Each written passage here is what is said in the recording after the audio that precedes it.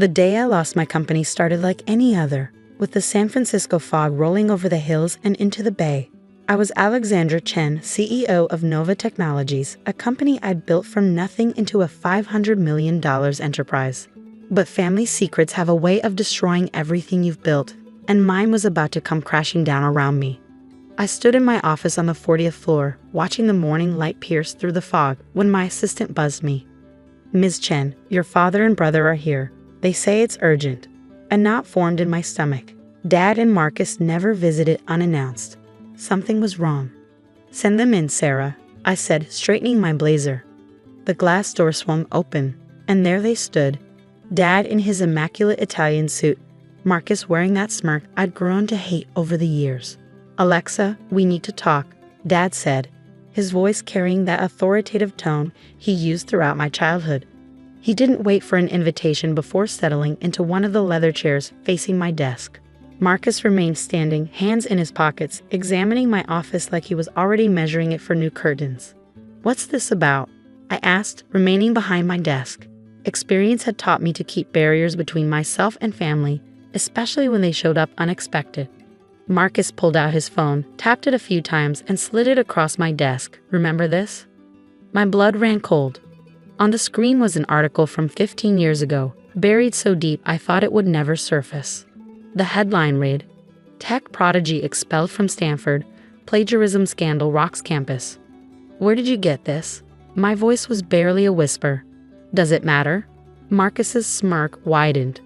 "What matters is what happens when the board sees it, when your investors see it, when everyone realizes that the great Alexandra Chen, the self-made tech genius, is nothing but a fraud."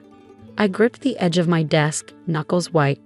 That was 15 years ago. I was young, desperate. "Save it," Dad cut in.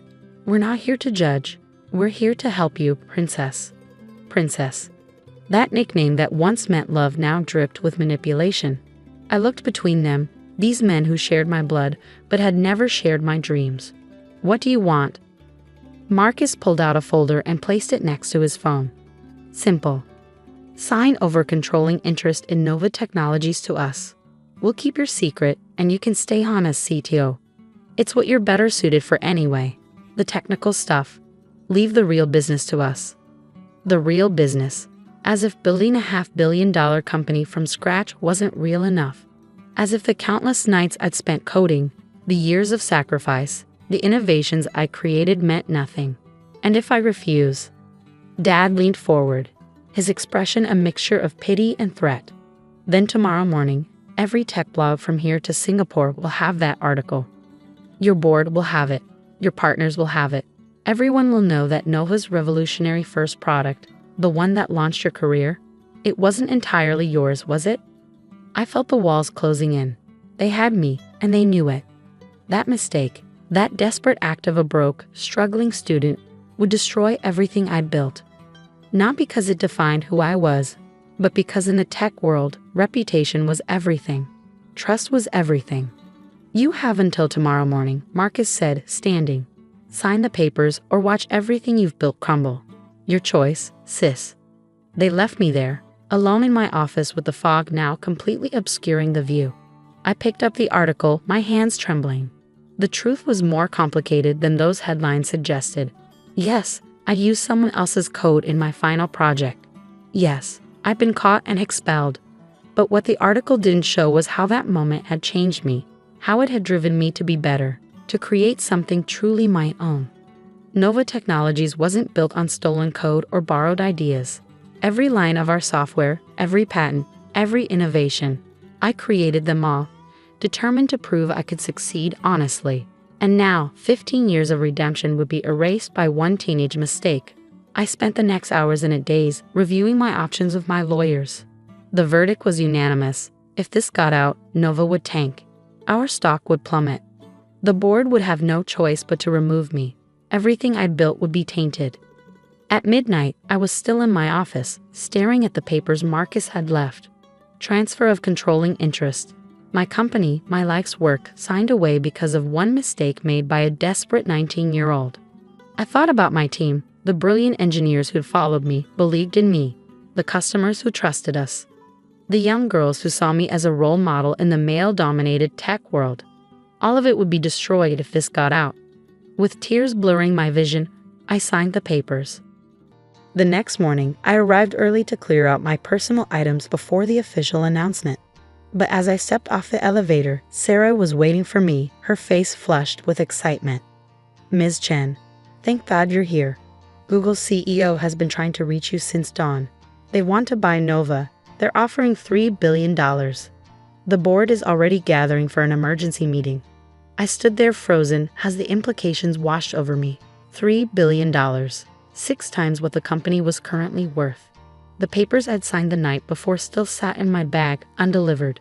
My phone buzzed. A text from Marcus. "On our way up. Have those papers ready." A smile spread across my face as I heard the elevator ding behind me.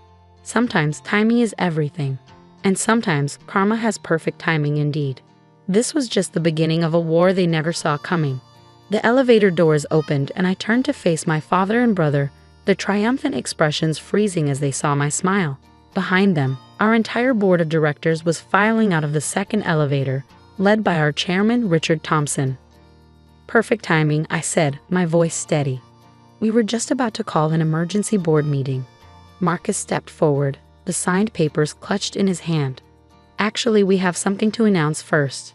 "Indeed we do," I cut him off, turning to address the board. "Ladies and gentlemen, this morning Google has made an offer to acquire Nova Technologies for $3 billion in cash and stock." The corridor erupted in excited murmurs. I watched the color drain from my father's face as he realized what this meant.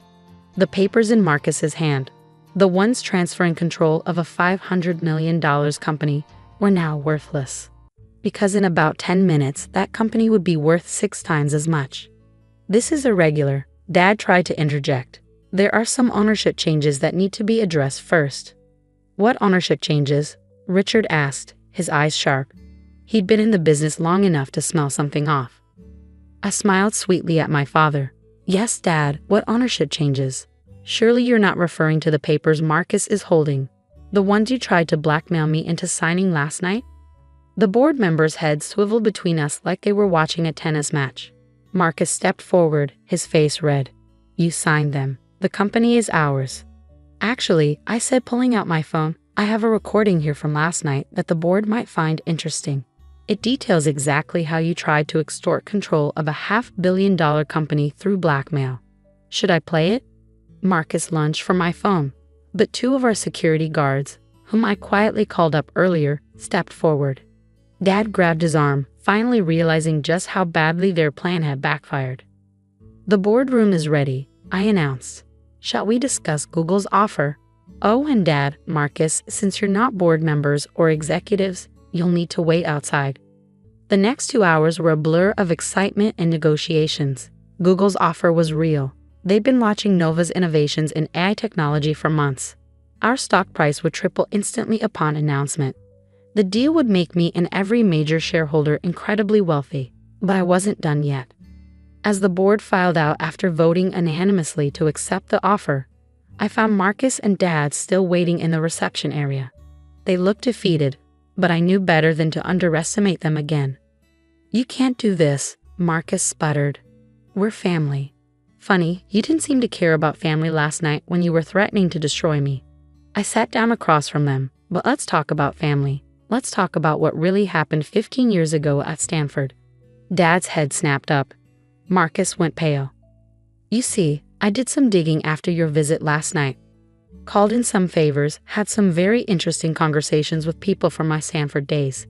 And you know what I discovered?" I pulled out another folder. The original code that I supposedly plagiarized, it was actually stolen from me. By you, Marcus. The truth had taken all night to uncover, but it had been worth every second. Marcus had been struggling in his own CS courses at Stanford. He'd stolen my project code during a holiday visit, submitted it as his own at his university, when his professor had recognized the code because he collaborated with my Stanford professor. Marcus had planted evidence making it look like I had stolen it from him. "You let me get expelled," I said, my voice trembling with 15 years of suppressed rage. "You let me believe I'd ruined my own life. And Dad?" I turned to our father. "You knew. You knew all along, but you protected him because he was your favorite. Your son. Dad couldn't meet my eyes. Marcus started to speak, but I held up my hand. I'm not finished. That article you threatened me with. It's about to be updated with the true story. I've already spoken to 3 major tech publications. They're very interested in the story of how the plagiarist built a multi-billion-dollar company, while the real cheat. I smiled at Marcus. Well, how many startups have you failed at now? 5? You can't prove any of this, Marcus whispered, but we both knew he was wrong. Actually, I can. Your old professor kept all the evidence. He's been waiting 15 years for someone to ask the right questions. I stood up. So here's what's going to happen.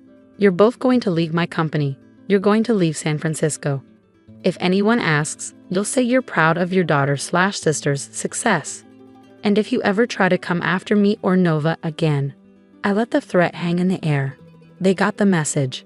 As security escorted them out, I felt no satisfaction, no joy in my revenge. Just a quiet peace. The peace of finally being free from a lie that had haunted me for 15 years. The next few months were a whirlwind. The Google acquisition made headlines worldwide. The story of my plagiarism did come out, but as a vindication, not a scandal.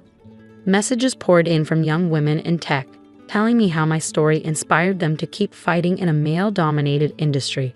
I stayed on as CEO of Nova, now a subsidiary of Google, with full autonomy to continue our innovations. Our AI technology expanded, revolutionizing industries from healthcare to environmental protection. The 19-year-old girl who'd been expelled from Stanford had indeed changed the world, just not in the way anyone had expected. Marcus left tech entirely. Last I heard, he was trying to start a restaurant in Austin. Dad retired to Florida, occasionally sending apologetic emails that I never respond to. Mom, who had divorced him years ago, finally learned the whole story, and we grew closer than ever. During the acquisition celebration, Richard, our board chairman, asked me if I regretted not exposing Marcus's deception 15 years ago. I thought about it for a moment before responding. If I had, I said, I might never have worked as hard as I did to prove myself. Sometimes our greatest achievements come from our deepest wounds. I keep the original Stanford expulsion letter framed in my office now.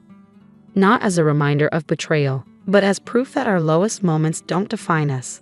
Our response to them does. Last week, I launched a scholarship program for young women in tech who face setbacks.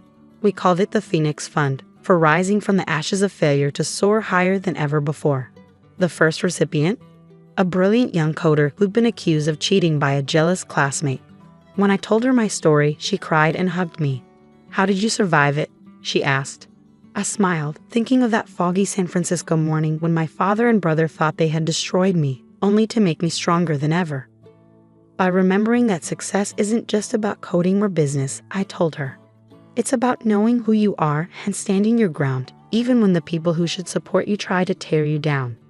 The fog was rolling in again as I left the office that evening, but this time I welcomed it. Sometimes you need the fog to clear to see what's really important. And sometimes, the best revenge isn't about destroying others.